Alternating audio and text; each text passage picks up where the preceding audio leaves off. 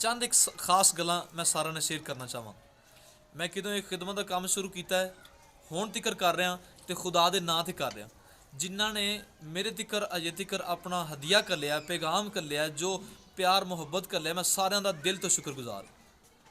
मैनू थोड़े दिनों कुछ प्रॉब्लम हुई है, मैनू इंज लग्या मैं किसी के अंडर च आ गया, मैं किसी का गुलाम बन गया, मैं किसी के दबाव च आ गया। मैं ये नहीं चाहता।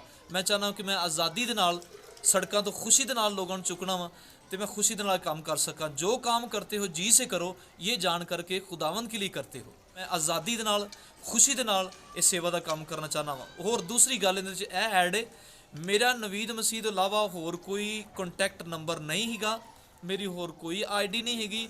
अगर तुसी मैनू अपनी सपोर्ट करना चाहते हो, अपना हदिया करना चाहते हो, तो नवीद मसीह के नाँ तो किहड़ा मेरा कॉन्टैक्ट नंबर चलता है, सिर्फ वही 0307 4006723।